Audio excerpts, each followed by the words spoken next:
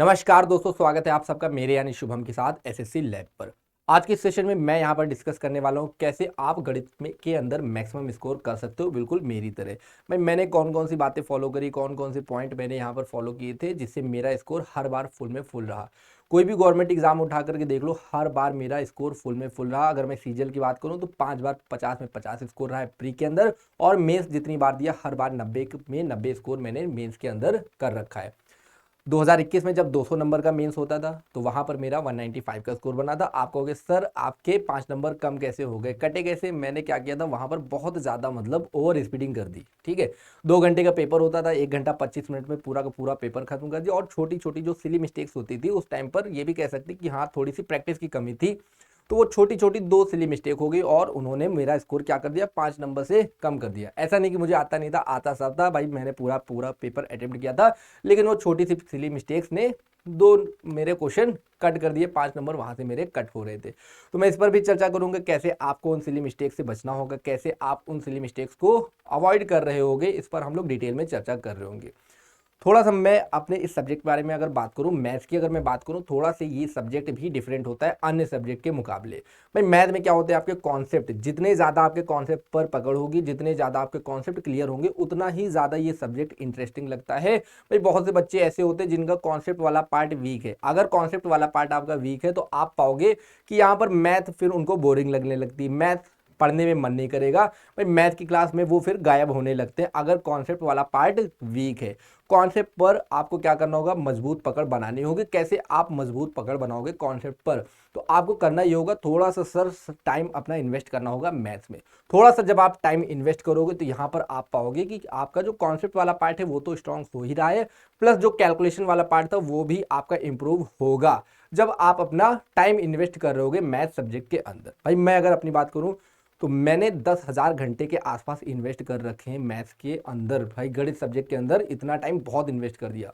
आज भी मैं क्या करता हूँ, अगर पढ़ा रहा हूँ तो मैं अभी भी अपना एक मेजर टाइम एक रिसर्च वर्क में या अपना गणित में इन्वेस्ट कर रहा हूँ। अभी भी मेरे दिन का डेली आप देखोगे, डेली कुछ ना कुछ टाइम मैं वहां पर कुछ ना कुछ नया सीख रहा होता हूँ, कुछ ना कुछ नया रिसर्च कर रहा होता हूँ मैथ्स के अंदर। बहुत से साथी मेरे हैं मुझे बोलते भी हैं, ठीक है, बहुत से साथी मुझे बोलते हैं मैजिशियन ऑफ मैथमेटिक्स या ह्यूमन कैलकुलेटर या मॉडर्न डे रामानुजन। भाई उसका रीजन भी है, थोड़ा सा मैं आपको मैजिक दिखाना चाहूंगा। ठीक है भाई, थोड़ा सा मैं यहाँ पर आपको मैजिक दिखाना चाहूंगा। कुछ बच्चे हैं जिन्होंने इसी चैनल पर एक शॉर्ट देखी होगी, मैंने पाई की वैल्यू लिख रखी थी यहाँ पर 56 डिजिट तक। भाई पाई की वैल्यू 56 डिजिट तक पूरी की पूरी मैंने लिख रखी थी। नासा भी क्या करता है अपनी कैलकुलेशन में केवल और केवल 21 डिजिट ही यूज करता है। पाई इरेशनल वैल्यू है, पॉइंट के बाद चलता रहता है, चलता रहेगा, कहीं खत्म नहीं होने वाला, पॉइंट के बाद चलती रहेगी, इसकी वैल्यू कहीं पर भी खत्म नहीं होने वाली। पाई की वैल्यू मुझे 56 अंकों तक की याद है। अब इसमें भी ये बच्चे कह रहे हैं कि इसका याद करने का फायदा क्या है। ठीक है, कोई फायदा नहीं, बट हाँ मुझे याद है क्योंकि इतना टाइम मैंने इन्वेस्ट कर रखा। बहुत सी चीज़ें ऐसी हैं जो मुझे क्या करती हैं, ठीक है भाई, बहुत सी ऐसी चीज़ें जहाँ पर मशीन्स तक फेल हो जाती है। बच्चा आता है मुझसे कहता है सर 9 का क्यूब मुझे याद है कितना, 729। मैं कहता हूँ भाई तुमको इसका 9 का क्यूब याद है 729, मुझे तो 729 का स्क्वायर पता है, 5,31,441। 729 का क्यूब तक की पता है, 729 का क्यूब 38,64,20,489। ठीक है, स्क्वायर क्यूब कितने याद है, कोई आप गिनती ही नहीं कर सकते मेरी। ठीक है, तो ये चीजें आपको भी आएंगी जब आप थोड़ा सा टाइम इन्वेस्ट करोगे, लेकिन इतना नहीं करना, आपको इतना नहीं करना कि 10-10 हजार घंटे एक एक सब्जेक्ट पर इन्वेस्ट कर रहे हो। हाँ अगर आपको टीचर बनना है तो वो बात अलग है, आप जितना ज्यादा मैक्सिमम टाइम इन्वेस्ट कर सकते हो, 10,000 20,000 घंटा कितना भी टाइम इन्वेस्ट कर लो, तब तो बात अलग है। लेकिन अगर आप बच्चे हो, यहाँ पर स्टूडेंट हो और आप चाहते हो सिर्फ और सिर्फ एग्जाम क्लियर करें, तो आप सिर्फ मेरे जो मैंने टाइम इन्वेस्ट किया 10,000 घंटा, आप सिर्फ उसका 1% इन्वेस्ट करोगे, 100 घंटा। और आप 100 घंटे कैसे इन्वेस्ट करने, इस पर भी मैं चर्चा करूंगा। भाई 100 घंटे इन्वेस्ट करने, पूरा का पूरा सिलेबस करना है, पूरी की पूरी आपको प्रैक्टिस करनी है और एग्जाम ओरिएंटेड तरीके आपको यहाँ पर सीखने होंगे। कैसे हम लोग एग्जाम ओरिएंटेड तरीके सीखेंगे और मैक्सिमम अपना स्कोर कर रहे होंगे एग्जाम हॉल के अंदर। ठीक है, अच्छा कुछ चीजें ऐसी जो मेरे साथी मुझे बोलते हैं कि मशीन्स तक को फेल कर दे, तो जैसे 2 की घात 1 होता है 2, मैं इसका क्यूब कर दूं, 2 का क्यूब हो जाएगा 8, फिर इसका भी क्यूब कर दूं तो 2 की घात 9 लग जाएगी और 8 का क्यूब 512 आ जाता है। फिर इसका भी क्यूब करूंगा, 2 की घात 27 लग जाएगी और इस 512 का क्यूब 13,42,17,000 13,42,728, 13,42,17,728। अब वापस से अगर मैं इसका भी क्यूब कर दूं तो 2 की घात 81 लग जाएगी। और बहुत से कैलकुलेटर्स तक फेल हो जाते हैं, बहुत से कैलकुलेटर्स भी इसकी वैल्यू नहीं दे पाते। आप गूगल पर चेक कर लेना भाई, इसकी वैल्यू गूगल तक नहीं दे पाएगा। इसकी वैल्यू बनती 25 डिजिट की संख्या आएगी, 24 17 85 16 39 22 92 58 34 94 12 352। इतनी बड़ी कैलकुलेशन है, आप इस नंबर को पढ़ के बताना मुझे, ठीक है। इतना बड़ा नंबर है, इस नंबर को आप मुझे पढ़ के बताना। 2 की घात 81 बराबर इतनी बड़ी 25 अंकों की संख्या है। तो आपको करना क्या होगा, देखो मैं इतना सब कैसे कर पा रहा हूँ, क्या शुरुआत से इतना सब आता था? नहीं आता था। मैं भी जब क्लास 10th में था या 9th क्लास में था तो मुझे क्यूब कितने याद होंगे, 1 से 10 तक की, स्क्वायर कितने याद होंगे, 1 से लेकर 20 तक की। आज मैं क्या कर रहा हूँ, इतना टाइम अपना इन्वेस्ट कर रहा हूँ, इतना ज़्यादा टाइम इन्वेस्ट कर रहा हूँ, तो जाके मुझे गणित इतनी आ रही है। और मेरे साथी मुझे ह्यूमन कैलकुलेटर या मैजिशियन ऑफ मैथमेटिक्स या मॉडर्न डे रामानुजन इस नाम से बुलाते हैं। आपको भी क्या करना है भाई, अगर मैथ सीखने थोड़ा सा टाइम देना पड़ेगा। थोड़ा सा जब आप टाइम दोगे, वो बच्चे जो मैथ में वीक होते हैं, जिनको मैथ से डर लगता है, भाई मैथ से अगर डर लगता है, थोड़ा सा आपको टाइम आपको एक्स्ट्रा देना पड़ेगा। वो बच्चे जिनको मैथ आती है उनके मुकाबले आपको और ज्यादा टाइम देना पड़ेगा। ज्यादा टाइम आप दोगे, ज्यादा के ज्यादा आपके कॉन्सेप्ट वहां पर स्ट्रांग हो रहे होंगे। और एक बार अगर कॉन्सेप्ट पर पकड़ हो गई, कॉन्सेप्ट अगर एक बार आपके क्लियर हो गए, तो मैथ से आसान कोई भी सब्जेक्ट नहीं, मैथ से आसान फिर कोई भी सब्जेक्ट नहीं। मैं हर बार बोलता हूं, गणित क्या है, एक जादू है। गणित एक जादू है और आपको इसका जादूगर बनना पड़ेगा। मैथ्स एक मैजिक है और आपको इसका मैजिशियन बनना पड़ेगा। अब मैं चर्चा करूंगा आपको क्या क्या बातें फॉलो करनी चाहिए, कौन कौन सी बातें फॉलो करनी चाहिए, ताकि आप भी मैक्सिमम स्कोर कर सको, जैसे मैंने यहां पर किया था 90 में 90। ओके, आपको भी मैक्सिमम अगर स्कोर करना है 90 में 90, तो आपको किन बातों का ध्यान रखना होगा कि 90 में 90 मतलब फुल में फुल नंबर आप ला सको मेरी तरह। देखो काम क्या करना है, how to prepare for full marks. सबसे पहला ये काम करना होगा कि आपको अपना सिलेबस कंप्लीट करना है। आप अपना जो भी एग्जाम टारगेट कर रहे हो, ठीक है, उस एग्जाम का सिलेबस देख लो, क्या सिलेबस है, कौन कौन से चैप्टर्स हैं, किस चैप्टर के कितनी वेटेज है, किस चैप्टर पर मुझे कितना ज़्यादा टाइम देना चाहिए। भाई जिस चैप्टर की वेटेज ज़्यादा होगी उस पर हम लोग टाइम ज़्यादा दे रहे होंगे, उसके कॉन्सेप्ट ज़्यादा पढ़ेंगे और उसके क्वेश्चन की भी हम लोग प्रैक्टिस ज़्यादा कर रहे होंगे। क्वेश्चन कहाँ से लगाने, इस पर भी मैं चर्चा करूंगा। आपको सबसे पहला काम तो ये करना, सिलेबस कंप्लीशन, ठीक है। एसएससी की अगर कोई बच्चा तैयारी कर रहा है या कोई भी गवर्नमेंट एग्जाम की अगर तैयारी कर रहा है और बिल्कुल बिगिनर लेवल है, बिगिनर लेवल का मतलब ये हो गया भाई वो बच्चा जिसकी बिल्कुल मैथ छूट चुकी है, ठीक है। बहुत सी गर्ल्स होगी जिन्होंने 8वीं के बाद मैथ नहीं ली, बहुत से बॉयज ऐसे होंगे जिन्होंने 10वीं के बाद मैथ नहीं ली, मतलब मैथ से डर लगता था तो उन्होंने मैथ अपनी छोड़ दी, मैथ छोड़ दी। लेकिन अब गवर्नमेंट एग्जाम की तैयारी कर रहे तो मैथ का सामना फिर से करना पड़ रहा है। तो अब वो बच्चे हो गए आपके ये बिगिनर लेवल वाले बच्चे, बिल्कुल बेसिक जिनके थोड़े से वीक होते हैं। तो यहाँ पर इन बच्चों को थोड़ा सा टाइम एक्स्ट्रा लगेगा, 7 से 8 मंथ, 7 से 8 मंथ इनको काम ये भी करना होगा कि अपने बेसिक पर वर्क करें और फिर अपने इस सिलेबस पर आ जाए। फिर आप पाओगे ये जो हमारे इंटरमीडिएट लेवल वाले बच्चे हैं, इनको 4 से 5 महीने लगने चाहिए। भाई ये 4 से 5 महीने में अपने सिलेबस को कंप्लीट कर लेंगे। 4 से 5 महीने आप दो और प्रॉपर अपना सिलेबस कंप्लीट करो। सिलेबस भी कैसे कंप्लीट करना, मैं इस पर भी चर्चा करूंगा। भाई मैंने कौन कौन से पॉइंट फॉलो किए थे, मैं कैसे सिलेबस कंप्लीट करता था, मैं कैसे नोट्स बनाता था, उस पर बिल्कुल बारीकी से यहाँ पर मैं चर्चा कर रहा हूँगा। एडवांस लेवल का वो बच्चा हो गया भाई जिसने सिलेबस अपना पूरा का पूरा कंप्लीट कर रखा है, उसको 3 महीना देना होगा सिर्फ और सिर्फ अपनी प्रैक्टिस पर। भाई ये बच्चा सिर्फ 3 महीना देगा सिर्फ और सिर्फ अपनी प्रैक्टिस पर। ये जितना ज़्यादा प्रैक्टिस करेगा, जितनी ज़्यादा आप प्रैक्टिस करोगे गणित के अंदर, यही जितनी ज़्यादा आप प्रैक्टिस करोगे, एक क्वेश्चन को आप 2 बार 4 बार लगाओगे तो हर बार आप पाओगे आपकी स्पीड इंप्रूव हो रही, प्लस कुछ ना कुछ नया सोचने का तरीका भी आप वहाँ पर डेवलप कर पा रहे होगे। तो ये 3 तरीके के बच्चों के सिलेबस कंप्लीट करना है। ओके, अब सिलेबस की अगर मैं बात करूं तो मैथ्स के अंदर आपको यहां पर डील करना पड़ेगा। 2 तरीके के आपके सेक्शंस बन गए, एक तो अर्थमेटिक वाला पार्ट हो गया और दूसरा आपका ये सिलेबस में एडवांस वाला पार्ट हो गया। वेटेज की बात करूं, लगभग आप कह सकते हो अभी जो पेपर्स बन रहे हैं लगभग इक्वल वेटेज बनता है दोनों ही सेक्शन का। अगर 25 सवाल हैं तो आप पाओगे कि 10 से 15 सवाल यहां से बन गए और बाकी के रिमेनिंग क्वेश्चन यहां से बन रहे होते हैं, ठीक है। बाकी के रिमेनिंग क्वेश्चन एडवांस से बन रहे होते हैं। लगभग आपका दोनों ही सेक्शंस का वेटेज इक्वल है, 50-50% के बराबर। चैप्टर्स क्या क्या आएंगे अर्थमेटिक के अंदर, अर्थमेटिक के अंदर सबसे पहले जो बिल्कुल बेस है हर एक चैप्टर का, नंबर सिस्टम, मैं हर बार कहता हूँ भाई नंबर सिस्टम बहुत आपका मतलब बेसिक चैप्टर और बहुत स्ट्रॉन्ग अच्छे से पढ़ना चाहिए हर एक बच्चे को। जिस बच्चे का नंबर सिस्टम अगर स्ट्रॉन्ग है तो आप मान के चलो गवर्नमेंट एग्जाम की जो भी बच्चा तैयारी कर रहा है, क्योंकि वहां पर होते ऑप्शंस, तो कई बार क्या करता है बच्चा क्वेश्चन सॉल्व किए बिना सीधे ऑप्शन की हेल्प लेता और आंसर अपना मार्क कर देता है, तो वहां पर वो समय बचा रहा होता है, बाकी बच्चों से आगे निकल गया। तो नंबर सिस्टम आपका ये चैप्टर ऐसा हो गया जो बहुत आपका स्ट्रांग होना चाहिए। बिल्कुल आप कह सकते हो बेसिक चैप्टर है, हालांकि डायरेक्ट इस पर एक ही दो क्वेश्चन आप देखोगे या तीन चार क्वेश्चन आ जाएंगे नंबर सिस्टम पर, बट इनडायरेक्ट यूज इसका हर एक चैप्टर में होगा। हर एक चैप्टर में जहां भी कैलकुलेशन होगी, अगर नंबर सिस्टम के कॉन्सेप्ट स्ट्रांग है तो आप अपनी कैलकुलेशन को बचा सकते हो हर एक चैप्टर के अंदर। नंबर सिस्टम के अंदर आप देखोगे तो और भी कई चैप्टर्स हो जाएंगे। नंबर सिस्टम खुद एक चैप्टर है, इसके अंदर फिर एलसीएम एंड एचसीएफ एक चैप्टर बन गया, फिर सिंप्लीफिकेशन के क्वेश्चंस आते हैं। सिंप्लीफिकेशन के क्वेश्चन भी आप नंबर सिस्टम का ही पार्ट मान सकते हो। घातांक और करनी सर्ट्स एंड इंडाइसेस के क्वेश्चन भी आपके यहीं से बन रहे होते हैं। घातांक और करनी सर्च एंड इंडाइसेस के क्वेश्चन भी इसी नंबर सिस्टम के अंदर बन रहे होते। फिर परसेंटेज, परसेंटेज की अगर मैं बात करूं तो पूरे अर्थमेटिक का 1/3 भाग ये हो गया।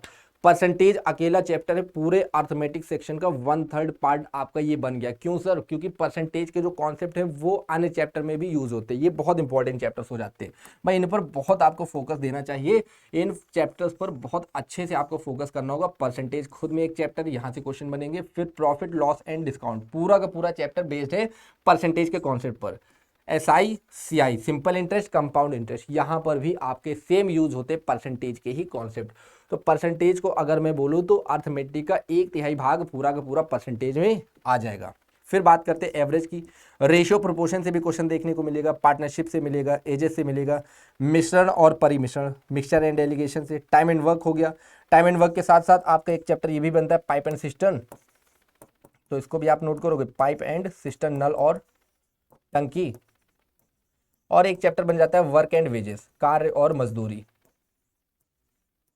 जब हम लोग प्रॉपर क्लासेस लेंगे तो इन सब चैप्टर्स पर डिटेल में चर्चा करेंगे, प्रॉपर कॉन्सेप्ट इसका समझेंगे और इस पर हम लोग मैक्सिमम जो भी प्रीवियस क्वेश्चन है उनको सॉल्व कर रहे होंगे एकदम एग्जाम ओरिएंटेड अप्रोच के तहत। टाइम स्पीड डिस्टेंस एक अपना चैप्टर हो गया, इसके अंदर आपके क्वेश्चंस बन जाते हैं। ट्रेन पर बेस्ड हो गया, देन आपका बोट एंड स्ट्रीम पर बेस्ड हो गया, देन आपका ये रेसेस पर बेस्ड, रेस भी आपकी सर्कुलर रेस या लीनियर रेस, इस तरीके के क्वेश्चन यहाँ पर बन रहे होते हैं। देन डीआई के भी क्वेश्चन आपको प्री में 5 क्वेश्चन देखने को मिल जाएंगे। एडवांस मैथ की बात करें तो यहाँ पर ज्योमेट्री है, ज्योमेट्री मेंसुरेशन, मेंसुरेशन के अंदर आपके 2 टाइप बन जाते हैं, एक 2D मेंसुरेशन के क्वेश्चंस और एक 3D मेंसुरेशन के क्वेश्चंस। ट्रिग्नोमेट्री की बात करें जाए तो बेसिक ट्रिग्नोमेट्री आपकी आएगी जो भी 10th लेवल तक की थी। ओके ठीक है, जितनी भी आपने 10th लेवल तक ट्रिग्नोमेट्री पढ़ी थी वो आपकी बेसिक ट्रिग्नोमेट्री होने वाली है। अलजेब्रा पर कुछ फिक्स आपके क्वेश्चंस हैं वो रखे होंगे, कुछ एल्जेब्रिक आइडेंटिटी पर कुछ आप पाओगे x+1/x वाली फॉर्म वाले क्वेश्चन। देन कोऑर्डिनेट ज्योमेट्री के भी क्वेश्चन आपको एक आध देखने को मिलेंगे कुछ शिफ्ट में।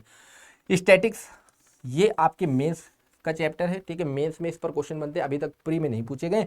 परमुटेशन एंड कॉम्बिनेशन का डायरेक्ट तो मतलब क्वेश्चन नहीं आएगा, बट इसका यूज पड़ता है प्रोबेबिलिटी जब चैप्टर आप पढ़ते हो तो उसके पहले जो बेसिक आपका होता है परमुटेशन एंड कॉम्बिनेशन, भाई ये आना चाहिए। तो ये आपके मेंस वाले चैप्टर हो गए और ये तो कंफर्म है कि मेंस में इस पर एक एक क्वेश्चन तो आना ही है। मेंस की परीक्षा में एक एक क्वेश्चन तो आपका यहां से बनना ही है, ठीक है। तो ये तो आपने जान लिया अपना सिलेबस। अब सिलेबस कंप्लीट कैसे करना है, आपको नोट्स कैसे बनाने, उस पर मैं चर्चा करूं। मैं क्या काम करता था भाई, आप भी इसी को अगर फॉलो करते हो तो आप भी पाओगे अपना स्कोर फुल में फुल नंबर। मैंने क्या किया, जब भी मैं नोट्स बनाता था तो मैं हमेशा 3 कॉपी बनाता था। नोट्स बनाते समय हमेशा मैंने 3 कॉपीज यूज करी, फर्स्ट कॉपी, सेकेंड कॉपी और ये होती थी मेरी थर्ड कॉपी। 3 कॉपी क्यों करते थे हम लोग? 3 कॉपी मैं क्यों बनाता था सर? फर्स्ट कॉपी में मैं क्या करता था, जितना मैं क्लास में पढ़ रहा हूँ, जितना मैंने क्लास में पढ़ा वो सारा का सारा नोट किया, ये हो गई मेरी क्लास नोट्स के लिए कॉपी। फिर क्लास नोट्स मतलब जितना का जितना मैंने कॉन्सेप्ट वाला पार्ट सीखा वो पूरा का पूरा फर्स्ट कॉपी में नोट किया और क्लास में जो भी क्वेश्चंस हुए वो मैंने फर्स्ट वाली कॉपी में अपने कर लिए। देन अगर बात करी जाए क्लास के जो क्वेश्चंस हो गए फर्स्ट कॉपी में, सेकंड कॉपी किस लिए होती थी? सेकंड कॉपी वो होती थी मेरी, मुझे जो फॉर्मूला इंपॉर्टेंट लगता था, जो फॉर्मूला मुझे इंपॉर्टेंट लगा वो मैंने इसमें नोट कर लिए। इम्पॉर्टेंट फॉर्मूला एंड जो भी इंपॉर्टेंट मेरे कॉन्सेप्ट हैं, ठीक है। या गणित के अंदर जैसे मुझे याद करनी टेबल्स वगैरह, टेबल्स हो गई, या स्क्वायर हो गए, या मुझे क्यूब हो गए, जितने भी मुझे याद करने होते थे वो सब इस सेकेंड कॉपी में रखता था। सेकेंड कॉपी का यूज क्या होता था, जब भी मेरा एग्जाम नजदीक आ रहा है तो मैं 1 दिन 2 दिन पहले इस कॉपी को उठाता था और सारे के सारे इंपॉर्टेंट फॉर्मूले, इंपॉर्टेंट कॉन्सेप्ट जो बिल्कुल एग्जाम में मेरे हेल्प कर रहे होंगे उनको मैं एक बार देख लेता था। तो मुझे बहुत हेल्प मिलती थी सेकेंड वाली कॉपी से। स्क्वायर क्यूब टेबल भी डेली में इसमें से पढ़ लेता था। थर्ड कॉपी क्या होती थी, थर्ड कॉपी मेरे लिए ये कॉपी होती थी जहां पर मैं मैक्सिमम अपने जो भी प्रैक्टिस क्वेश्चन है उनको लगा रहा हूं। प्रैक्टिस करता था क्वेश्चंस की, जितनी भी मुझे पीडीएफ मिली उनको मैंने लगाया, जितनी भी मुझे पीडीएफ मिली उनको मैं यहाँ पर सॉल्व करता था। थर्ड वाली कॉपी में अपनी बहुत मोटी सी कॉपी बनाता था, सेकंड कॉपी में पतली सी रखता था और सिर्फ इंपॉर्टेंट चीजें ही लिखता था। कोई भी फालतू की चीज नहीं लिखनी, ऐसा नहीं लिखना फालतू का मतलब भर लिया कॉपी और बाद में फिर पढ़ा भी ना जाए, ऐसा नहीं करना। इसको एकदम शॉर्ट एंड क्रिस्प रखना है, नोट्स अपने बहुत अच्छे से बनाने। फिर आपके जितने भी पीवाईक्यूज हो गए, प्रीवियस ईयर क्वेश्चंस, उन सब की प्रैक्टिस मैं करता था ये थर्ड वाली कॉपी में। तो यही सेम काम आपको भी फॉलो करना होगा। आप 3 तरह की कॉपी जरूर बनाना। पहली कॉपी आप जहां पर क्लास नोट्स होंगे और जो भी क्लास वाले क्वेश्चंस होंगे उनको लिखना। सेकंड कॉपी एक जरूर रहेगी पतली सी, जहां पर आप इंपॉर्टेंट फॉर्मूले लिखना। ये मत करना कि उसको भी आप भर रहे हो पूरा पूरा, नहीं। जितनी इंपॉर्टेंट चीजें जो आप चाहते हो कि मैं इनको एग्जाम हॉल से पहले देख रहा हूँ, एग्जाम के पहले अगर देखता हूँ और ये मेरे कुछ हेल्प करेंगी, आप सिर्फ वो नोट करोगे। थर्ड कॉपी आप जरूर बनाओगे अपनी प्रैक्टिस के लिए। बहुत से बच्चे क्या करते हैं, एक ही कॉपी में सब कुछ कर लेते हैं, सब कुछ एक ही में मिक्स कर लेते हैं और फिर कंफ्यूज होते खुद भी। तो ऐसा नहीं करना आपको। नोट्स प्रॉपर बनाने, सिलेबस कंप्लीट करना है। सिलेबस कंप्लीट के बाद, सिलेबस कंप्लीट कर रहे होगे और ये भी बहुत इंपॉर्टेंट है कि आप अपना टाइमली रिवीजन करो। कई बच्चे क्या करते हैं, लिखते जाते आगे का पढ़ते जाएंगे और पीछे का भूलते जाएंगे। तो सर ये भी नहीं करना, ये भी नहीं करना, इस चीज से भी बचना है, वरना आप क्या करो, अपना पूरा का पूरा समय खराब कर रहे हो। ठीक है, जैसे आपने परसेंटेज पढ़ लिया और 4 महीने बाद आपसे क्वेश्चन पूछा जाए तो आप क्वेश्चन ही ना बता पाओ, तो भाई इसका भी क्या मतलब है, इस पढ़ाई का भी क्या मतलब है। नहीं करना सर। ये करना क्या, आपको टाइमली रिवीजन करना है। रिवीजन भी कैसे कैसे, पहला तो आपको डेली हर जब भी क्लास हो, आप जानते हो मैथ ऐसा सेक्शन है, मैथ्स ऐसा सेक्शन है, सब कुछ एक दूसरे से लिंक्ड है। ठीक है, मैंने आज परसेंटेज की पहली क्लास पढ़ी, अगली जो दूसरी मेरी क्लास होगी तो दूसरी क्लास में ये सारे कॉन्सेप्ट यूज होंगे जो मैंने पहली क्लास में पढ़ रखे थे। तो ऐसा नहीं करना होगा कि मैंने पहली क्लास पढ़ रखी और फिर दूसरी क्लास में देख रहा हूं तो पुराना कुछ मुझे याद ही नहीं, ऐसा भी नहीं करना है। आप खुद भी देखोगे, कोई अगर नया चैप्टर स्टार्ट हुआ और आपने यहाँ पर नए चैप्टर में क्या किया, एकदम से बीच वाली किसी क्लास में आ गए तो नहीं समझ में आता ना। तो ये काम से बचना है आपको कि डेली 15 मिनट क्लास के पहले आप पुराना रिवाइज कर रहे होगे। प्रीवियस क्लास का अपना जितना भी नोट्स बना रखा होगा, प्रीवियस क्लास के नोट्स आप डेली डेली रिवाइज करोगे और इसको आप हैबिट बना लो। हर क्लास की स्टार्टिंग से पहले प्रीवियस क्लास के नोट्स को रिवाइज करो। फिर हर संडे आपको चैप्टर वाइज रिवीजन करना है। मान लेते पूरे हफ्ते मंडे से सैटरडे आपने एक चैप्टर कंप्लीट कर लिया, छोटे छोटे चैप्टर होंगे तो 2 चैप्टर कंप्लीट कर लोगे। तो आपने जितना भी मंडे से सैटरडे तक पढ़ रखा है आप उसको रिवाइज जरूर करोगे संडे वाले दिन बैठ करके। जब तक सिलेक्शन देखो नहीं हो जाता तब तक आप ये संडे हॉलीडे सब भूल जाओ। जब तक सिलेक्शन नहीं होता तब तक आप ये संडे हॉलीडे मनाना भूलो भाई, थोड़ा तो सेक्रीफाइस करना पड़ेगा। ओके, टाइमली रिवीजन के बाद आपको फिर यहाँ पर चैप्टर वाइज पीवाईक्यूज करने हैं। चैप्टर वाइज पीवाईक्यूज करने होंगे। चैप्टर वाइज पीवाईक्यूज का मतलब भी आप ये देखो पीवाईक्यूज कहाँ से लोगे, लास्ट 5 ईयर्स के पीवाईक्यू लेने। मान लो अगर आप 2025 के एग्जाम को टारगेट कर रहे हो तो आप उससे 5 साल पीछे 2024, 2023, 2022, 2021 और 2020, बस मैक्सिमम 5 साल पीछे जाना, उसके पीछे नहीं जाना। ऐसा नहीं कि हम 2025 वाले एग्जाम को टारगेट करें और हम क्वेश्चन लगा रहे हैं 2005 वाले, नहीं, इतना पुराना नहीं जाना आपको। बस मैक्सिमम 5 साल पीछे वाले जो भी पीवाईक्यूज होंगे उनकी प्रैक्टिस करनी होगी और chapter wise and unit wise test देना होगा। चैप्टर वाइज टेस्ट का मतलब जैसे मैंने एक चैप्टर कंप्लीट कर लिया रेशियो एंड प्रोपोर्शन, तो मैं क्या करूंगा, रेशियो एंड प्रोपोर्शन के जितने भी 5 साल पीछे क्वेश्चन पूछे गए मैं उन सारे क्वेश्चन की प्रैक्टिस कर रहा हूँगा। ठीक है, ये तो हो गया मेरा chapter wise test. Unit wise क्या हो गया कि रेशियो एंड प्रोपोर्शन अपने आप में एक चैप्टर था, इसी पर डिपेंड था एजेस, इसी में आ गया आपका पार्टनरशिप और इवन एलिगेशन और मिक्सचर का भी कुछ पार्ट, मिक्सचर एंड एलिगेशन का भी कुछ पार्ट आप देखोगे। जो मिक्सचर वाले क्वेश्चन है वो सब भी रेशियो वाले कॉन्सेप्ट को ही यूज करते हैं। तो ये पूरी की पूरी अपने आप में एक कंप्लीट यूनिट बन गई। तो आपको क्या करना, जब ये कंप्लीट एक यूनिट आपने कर ली, आपको इस पूरे यूनिट के जितने भी पीवाईक्यूज है इन सब की एक साथ फिर प्रैक्टिस करनी होगी। चैप्टर वाइज भी आपको करना होगा तैयारी, और यूनिट वाइज भी आप अपने पीवाईक्यूज परफॉर्म कर रहे होंगे। भाई ये काम आपने अगर कर लिया, फिर बारी आती मॉक टेस्ट की। मॉक टेस्ट को मैंने क्या किया था, 3 फेजेस में बांट लिया था। भाई पहला फेज तो ये हो गया, फर्स्ट फेज कि जब आप अपने सिलेबस का 80 से 85% कंप्लीट कर चुके। सेकंड फेज जब आपने 100% सिलेबस कंप्लीट कर लिया। थर्ड फेज आपका एग्जाम के 1 मंथ पहले वाला। फर्स्ट फेज जब मेरा 80 से 85% सिलेबस कंप्लीट है तो मैं क्या करूंगा, यहाँ पर मॉक टेस्ट लगा रहा हूँ, और मेरे जो मॉक टेस्ट होंगे 3 से 5 मॉक पर वीक होंगे। 3 से 5 मॉक्स पर वीक मेरे होने चाहिए।